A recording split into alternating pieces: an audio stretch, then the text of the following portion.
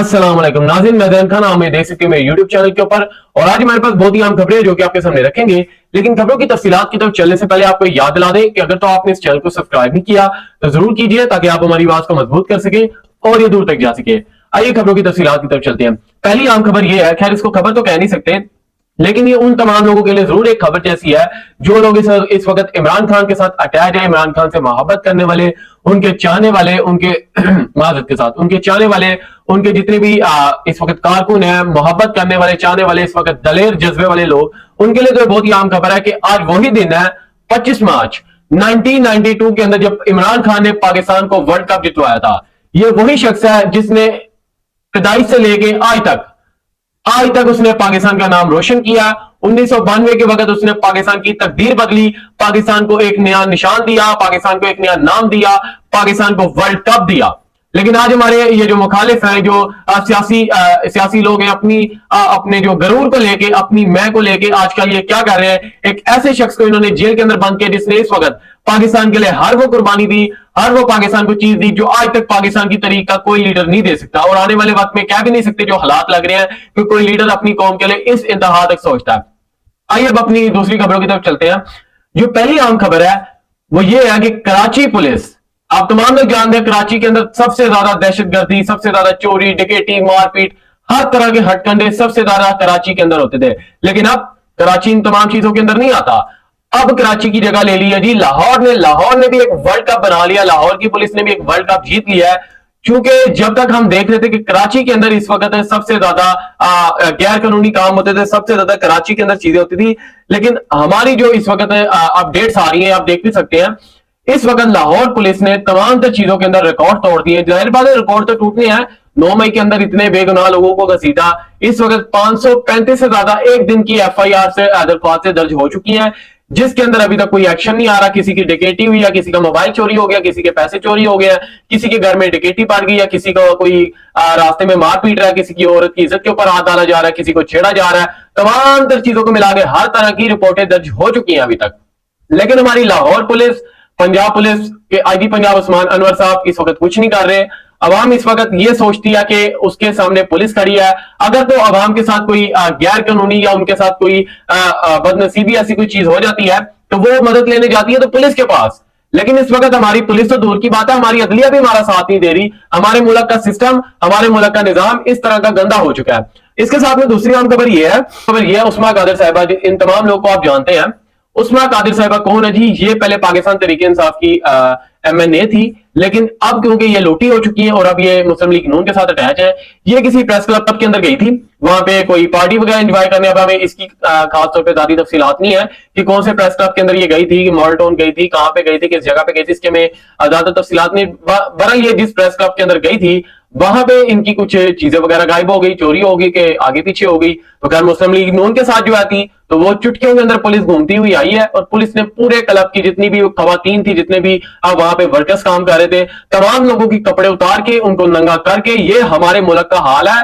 और ये हमारे मुहाफिज है जो इस वक्त अपने ही पाकिस्तानियों को जलील करने पे तुले हैं। उन तमाम लोगों के कपड़े उतार के उनसे तलाशी ली गई। ये हमारे नहीं अल्फाज हैं, ये इंतजामिया के अल्फाज हैं जो कि वहां पे इस वक्त मौजूद उन्होंने बयान दिए, और ये आप देख भी सकते हैं। ये हमारे नहीं इंतजामिया के सवाल आते हैं, और जो हमारी टीम ने इसके ऊपर तफ्तीश की है, बातचीत की है, हमारे जराये के मुताबिक इस वक्त ये खबर दुरुस्त है, और इस वक्त पाकिस्तान को और उसकी अवाम को जलील करने में किसी किस्म की कमी पेशी नहीं छोड़ी जा रही। पूरे तरीके से मरियम बाजी और उनकी जो पंजाब गवर्नमेंट है बहुत अच्छे तरीके से पंजाब की अवाम को जलील कर रहे हैं, और किसी किस्म की कमी पेशी भी नहीं छोड़ रहे। अच्छा जी, एक और बहुत ही अफसोसनाक खबर है, गुल्लू भट्ट। अब इनको महरूम ही कह सकते हैं, क्योंकि इनका इंतकाल हो चुका कल, तो खैर इनको महरूम ही कह सकते हैं। गुल्लू भट्ट आप तमाम लोग जानते हैं, इन्होंने मॉडल टाउन के अंदर मुस्लिम लीग नून के साथ मिलके कई ऐसे, पुलिस पीछे पीछे थी इनके, आगे खुद लीड कर रहे थे, इन्होंने कई शीशे तोड़े, कई लोगों को मारा पीटा, कई इन्होंने कारनामे किए अपने पिछले जो माजी के अंदर। इन्होंने कई ऐसे काम किए जिसकी आज इन्होंने सजाएं भुगती। बहरहाल हम तमाम लोगों की ये दुआ है कि अल्लाह पाक इनकी मगफरत फरमाए और इन्हें जन्नत के हवाला मुकाम अता फरमाए, और अल्लाह पाक इनके घर वालों को हौसला भी दे और तमाम तर लोगों को गुनाहों से दूर रखे। और इसके साथ में एक और बहुत आम खबर है जो कि हमारे सामने आई है जी। मुस्लिम लीग नून के ऊपर तीन सहाफी एकदम से टूट पड़े हैं जी। तीन सहाफियों ने एकदम से हल्ला बोल दिया, और मैं उनके नाम बताऊंगा तो आप हैरान हो जाएंगे, जिसके अंदर कामरान भट्ट साहब है, कामरान शाहिद साहब है, मुन्ना मनीर फरूक साहब है, ईफत उमर साहिबा है। अब ये तीनों लोग जो है ये मुस्लिम लीग नून के ऊपर बिल्कुल तनकीद नहीं करते थे। ये मुस्लिम लीग नून के साथ अटैच थे, उनकी तारीफें कर करके इनके दिन नहीं गुजरते थे। मुस्लिम लीग नून ने ये कर दिया, मुस्लिम लीग नून ने वो कर दिया, मुस्लिम लीग नून ने फलान कर दिया, सारा दिन तारीफें झाड़ते थे जी कामरान साहब बैठ के। इससे पहले आप इन तीनों के बयान सुन लें। गई थी, मैं बात करता हूँ रमजान का महीना है भाई, छोड़े अमेरिका को और छोड़े किसी और। धांधली एक इतना बड़ा जुर्म है जिसको शायद लोगों को अंदाजा नहीं है, और इसके जो बेनिफिशियरी हैं वो एमएनए और वो एमपी है जो उसके बेनिफिशियरी हैं वो 100% जहन्नुमी। मतलब उसमें आपने ना अमेरिका को की तरफ देखना है, देखने के लिए अमेरिका पाकिस्तान के इलेक्शन पे क्या सर्टिफिकेट जारी कर रहा है, शहबाज शरीफ साहब क्या कह रहे हैं, इमरान खान साहब अडियाला से बैठ के क्या कह रहे हैं, छोड़े, फॉरगेट अबाउट देम। आपका एक जमीर है, एक शरीयत है, एक कानून है, एक कुरान है, एक इंसाफ है।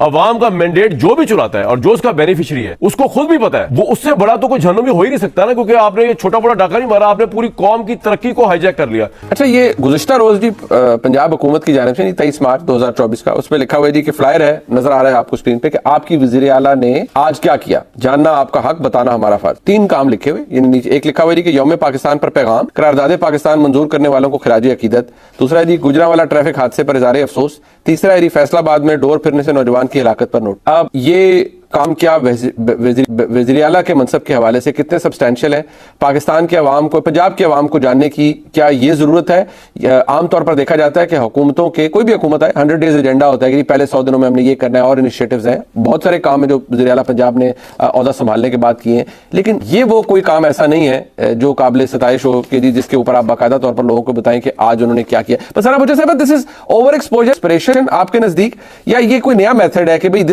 ये वक्त है, आप लोगों को जब तक सोशल मीडिया पे बताएंगे नहीं तो फिर आप आगे चल नहीं सकते, और आपने पॉपुलैरिटी ऐसे हासिल करी है। I want your dispassionate view on this, कि is this the right course? अब या हम बहुत पीछे रह गए हैं, या मैं अपनी बात कहता हूं कि मैं बहुत पीछे हूं इस दौर के अंदर, सोशल मीडिया के अंदर, कि मुझे समझ नहीं आ रहा। At least I found it, allow me to say hilarious, कि आप पंजाब के अवाम को ये बता रहे हैं कि ये 3 काम किए हैं आपके वज़ीर। जी कामरान साहब कहते हैं जी इस वक्त इलेक्शन के अंदर बहुत खतरनाक किस्म की धांधली हुई है, जबकि मैं आपको इस चीज की पहले वजाहत कर दूं, जो धांधली हुई है, तमाम लोग जानते हैं धांधली हुई है, ये खुद बता रहे हैं कि धांधली करना कितना बड़ा गुनाह है। आप ये सोच रहे होंगे कि ये सब बातें कर क्यों रहे हैं, इस बुनियाद पे कर रहे हैं, जबकि तो खुद पहले मुस्लिम लीग नून की तारीफें कर करके नहीं थकते थे, उनके लिए पानी भरते थे ये लोग। ये तो तीनों खुद वही थे। इसके साथ साथ ईफत साहिबा ने खुद वादन तौर पर ट्वीट किया, जो भी आप मेरी स्क्रीन के ऊपर देख सकते हैं। लेकिन जबकि कामरान साहब कहते हैं जी कि मुस्लिम लीग नून ने जो गुनाह किया, उस गुनाह की कोई माफी नहीं है, कोई उसका अजाला नहीं है, इसकी सजा है। अब ये बातें किस लिए कर रहे हैं कामरान भाई को हम पहले ये जरा वजाहत करते हैं कि आप इतने मासूम भी ना बने। जो आपने अरशद शरीफ के इंतकाल के बाद आपने जो इंटरव्यू के अंदर जो उनके ऊपर बदयानती इल्जामात लगाए, जितना आपने उनको गंदा करने में कोई कसर नहीं छोड़ी, ये पब्लिक या आवाम नहीं भूली है, ये लोग तमाम चीजें जानते हैं। हम तो आपको मशवरा देंगे, आपके पास अभी भी वक्त है, आप जाए अरशद शरीफ की वालदा से माफी मांगे, अभी भी वक्त गुजरा नहीं है, अभी भी वक्त इस वक्त मौजूद है। लेकिन आपको हम ये भी कहना चाहते हैं कि ये तमाम चीजें करना आपकी मजबूरी है, हम इन तमाम चीजों को समझते हैं, क्योंकि जब मेरिट नहीं मिला तो कामरान साहब ने किधर नून लीग की तारीफ करनी है, जहां पे 9 मई के अंदर जिन जिन लोगों ने उनका साथ दिया नून मुस्लिम लीग नून का, उनको तो आसमानों पे बिठा दिया, कामरान साहब को तो बिठाया ही नहीं। तो क्या गिला तो बनता था भाई, हम तो इस चीज को मानते हैं कि कामरान साहब का गिला तो बनता है इन तमाम चीजों में। जब मेरिट नहीं आएगा तो प्रमोशन कैसे होगी, प्रमोशन नहीं होगी तो मुंह से खुशी के अल्फाज कैसे निकलेंगे? जाहिर बात है अब तनकीदें चलेंगी मुस्लिम लीग नून के ऊपर। 3 साफियों ने मुस्लिम लीग नून के ऊपर फूट पड़े हैं एक ज्वालामुखी की तरह।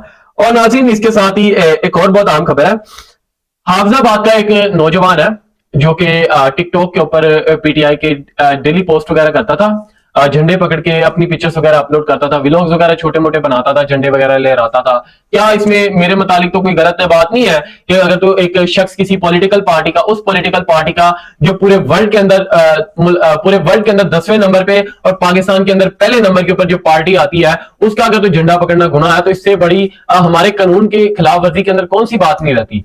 अब मुझे बताएं, 9 मई के मामला के अंदर उस लड़के को गिरफ्तार किया गया। अब 9 मई गुजरे, तकरीबन 9 माह हो चुके हैं, 9 माह हो चुके हैं, 9 मई को गुजरे, लेकिन उसको अब गिरफ्तार किया जा रहा है। मैं ये वाजन कह सकता हूं, मेरी टीम ने इस चीज की इंक्वायरी भी की, वाजन कह सकता हूं कि इस शख्स का इसके अंदर किसी भी किस्म का 9 मई के अंदर हाथ नहीं है। इस शख्स का क्या, किसी भी शख्स का नहीं है।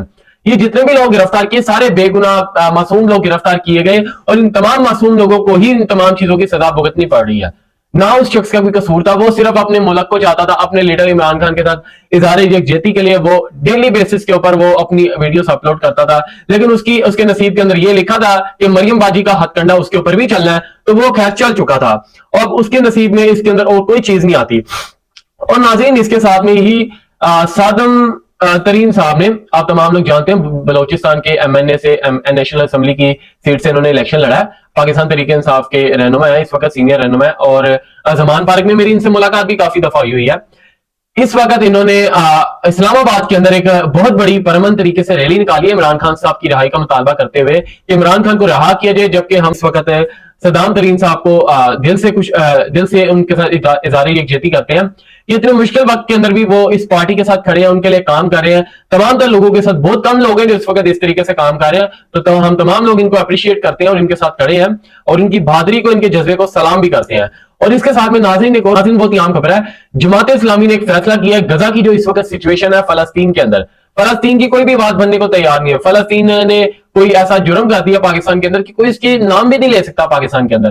तो खैर जमात इस्लामी ने एक लॉन्ग मार्च का ऐलान करना था, जिसकी जब खबर इस्लामाबाद पुलिस के कानों के अंदर पड़ी तो खैर वही हुआ जो कि इस वक्त पाकिस्तान की कौम के साथ पिछले 75 सालों से होता रहा है, बिल्कुल बराबर वही तमाम तर चीजें हुई। और जो जमात इस्लामी के जो सेनेटर है मुश्ताक साहब, उनको पुलिस की जानिब से धमकी भी दी गई, उनको डराया भी गया और उनको धमकाया भी गया और कई तरह के हथकंडे भी अपनाए गए और उनको इन तमाम तर चीजों के अंदर घसीटा भी गया। अब इंसान को अल्लाह हुक्म करता है कुरान पाक के अंदर कि जब जुल्म हो, जब आपके मुल्क का निजाम खराब हो तो आप उसके लिए जिहाद करो। लेकिन हमारे इस वक्त जो पाकिस्तानी है वो नहीं है तमाम चीजों को सोचे। इस वक्त फलस्तीन की मैं क्लिप्स देखता हूं तो मेरी आंखों के अंदर आंसू आ जाते हैं कि यार ये हमारे लोग हैं, ये मुसलमान है, ये मुसलमान है, जो ये हमारे अपने जाती लोग हैं, लेकिन हमारे हुक्मरान इनके लिए क्यों नहीं कुछ कर रहे। जबकि केपीके के अंदर हुकूमत आ चुकी है, सबसे छोटा सूबा है, लेकिन पाकिस्तान तहरीक इंसाफ ने 10 करोड़ रुपए फंड देने का ऐलान किया फलस्तीन को। जब से ये पिछले 3 से 4 माह से ये जंग चल रही है, लेकिन इन तमाम लोगों ने ऐसा कोई ऐलान नहीं किया कि अपने लोगों की मदद कर सके, उनके लिए कुछ कर सके। लेकिन ऐसा हमने क्यों करना है, बड़ा बड़ा पाप चढ़ जाएगा। ये तो हमारे मुल्क के मसले हैं और मसाइल हैं। और इसके साथ में नाज़रीन समी इब्राहिम साहब ने इंकशाफ किया। उनका कहना है जी कि इमरान खान साहब को जेल के अंदर एक डील की गई है, उनको कहा गया कि अपना हाथ हल्का रखें, जिस तरीके से आप चल रहे हैं आपके लिए खतरनाक होगा। लेकिन इमरान खान ने आगे से वाज़न तौर पे बात कर दिया है कि कौन से किया वादा हर सूरत पूरा करूंगा और हाथ बिल्कुल मौला नहीं रखा जाएगा, हाथ तो ही रखा जाएगा जिन्हें चोराते रखी था। साफ इमरान खान साहब ने इनकार कर दिया आगे से कि कोई मेरे इस जगह पे डील लेके ना, जो डील लेके आएगा उसके ऊपर मेरे लिए लानत है, जो मुझे डील के ऑफर करेगा मेरी तरफ से उसके लिए लानत है। यही अल्फाज इस वक्त अडियाला जेल के अंदर दोहराए गए हैं। इसके साथ में शाह खान अब्बासी साहब ने एक बड़ी जबरदस्त स्टेटमेंट दी है और बहुत ही आला तरीन उनका बयान है। और उनका यह कहना है कि शहबाज शरीफ साहब को 2 स्टेटमेंट दे दी गई है, 2 एक्सटेंशन उनसे काम करवाने हैं इन्होंने, उसके बाद शहबाज शरीफ साहब को फारिग कर दिया जाएगा। अब वो 2 एक्सटेंशन है कौन सी, जाहिर बात है पहली एक्सटेंशन हमारे चीफ जस्टिस ऑफ पाकिस्तान काजी फायद साहब, सेकंड एक्सटेंशन हमारे आर्मी चीफ आसिम मुनीर साहब। जाहिर बात है इनके अलावा गरीब अवाम का तो सोचते नहीं। 2 एक्सटेंशन इस वक्त शहबाज शरीफ साहब से पूरी होंगी, उसके बाद इनको फारिग कर दिया जाएगा। और फारिग कौन करेंगे जी, सदर हमारे जो इस वक्त जरदारी साहब है, वो इस नेक काम के अंदर अपना किरदार अदा करेंगे। हमने इस चीज की आपको खबर पहले ना तो कभी किसी न्यूज चैनल पे मिली है, हमने ही दी थी, जिसके अंदर हमने बताया था कि अगले आने वाले 3 से 4 माह के अंदर मोहसिन नकवी को वजीर आजम बनाने के ख्वाब दिखाए जा रहे हैं। जो इस वक्त चौधरी निजामुद्दीन है वो ये चाहते हैं कि मोहसिन नकवी को वजीर आजम बनाया जाए ताकि कुछ फैसले उनसे भी ऐसे करवाए जा सके, एक ही बंदे को हर चीज के अंदर ना घसीटा जाए। तो नाज़रीन ये बहुत ही आम खबरें थी हमारे पास जो कि हमने आपके सामने रखी। यहां पे आप मुझे इजाजत दें। आपका मेजबान मोहम्मद जैन खान, अल्लाह हाफिज।